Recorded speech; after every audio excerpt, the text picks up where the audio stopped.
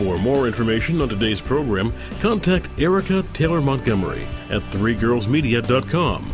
Now, back to Punch, Media and Marketing Made Easy on the Bay Area's business leader, AM 1220 KDOW.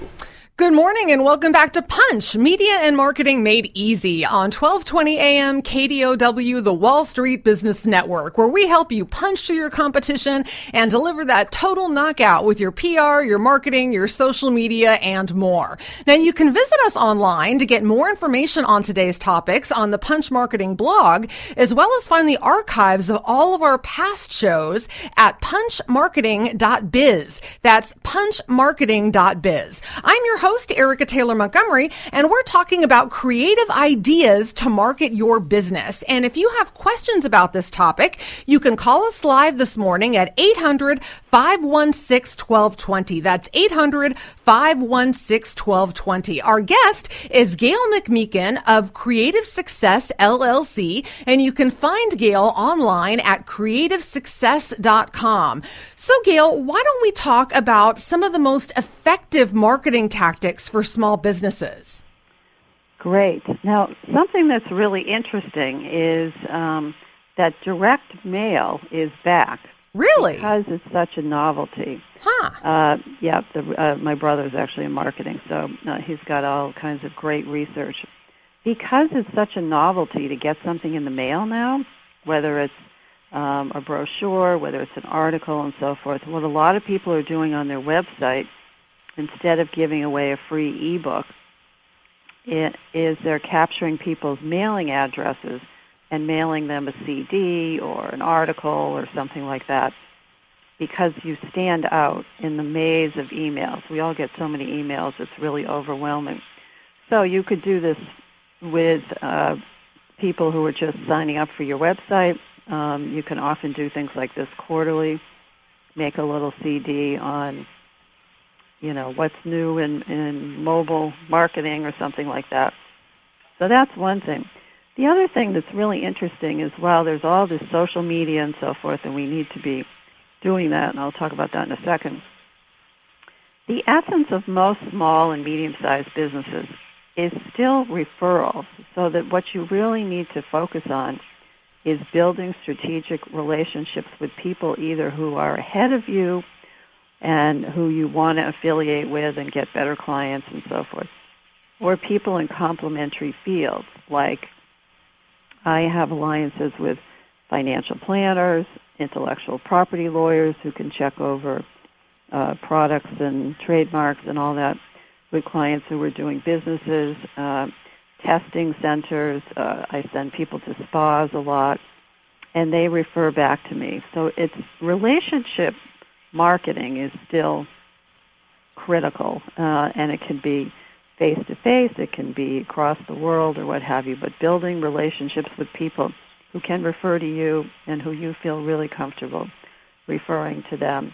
Even if you talked, in my success book, I interviewed some of the top small business marketers in the country, and they said they still get most of their business from referrals. That said, we do need to have a blog if we want to write, and maybe if we don't want to write, it can be a video blog. And we do have to be present on social media, because it's just part of how people are communicating. And in doing that, we need to really learn how to start conversations with people, not just post, oh, it's sunny here in Boston and so forth. But there's a fine line between bombarding people with, I'm starting a new Manifest Your Jewel of an Idea group next week, and just quotes and so forth, with some real solid content. Sure. One of the things that I always promote when it comes to social media posting, Gail, is what I call the 80-20 rule of social media content. And what that says is that 80% of the content that you provide on your social media platforms should be some type of helpful, useful information, be it articles, videos, images, whatever it is. It should have some sort of value. I like to call it infotainment or edutainment. And then 20% of the time, it's okay to be self-promotional and to talk about your business, talk about the services you provide, talk about your products, but that should not be more than 20% of your online social media presence. You know, people do not get on social media to be sold to and have that hammer pounded over their head time and time again. So you really have to walk that fine line, and that's why I think the 80-20 rule is so important. Oh, I think that's really true. That and I know the second half of the show is about becoming a thought leader, and one of the things that we're trying to do on social media is establish ourselves as a thought leader who can bring new perspectives, new ideas, new ways of doing things, and stimulate people. And ideally, you want to have some questions that people can answer so that you can have a dialogue with them. Sure. Which is also a great way to do market research when you find out what people are really interested in. I just had somebody come back and say, you know, I think I'm really interested in having smaller courses that are shorter and not so long and not such a commitment. And she said, I talked to these other people, and you can talk to them. And so, I mean, she just did this little market research for me. That's terrific. It's nice that you could get that in. So Gail, let's talk about some cost-effective methods that businesses can use to market themselves. Well, it's very interesting because what I'm seeing happening to a lot of small businesses is their costs for website development and redevelopment, because you're always redoing your website, hiring people to either do social media or teach you how to do it, working with all these different technologies, mobile. I know we do these wallpapers every month where my husband takes a picture and I write a quote, and they have to be sized on 4 different kinds of machines. So it's finding a balance between what are the things that you really enjoy doing and have a return on investment, which is why I'm really telling people, look at your analytics, look at where people are going. Do you need calls to action on your pages? Really look at what's working and what's not. Where are you getting your referrals from?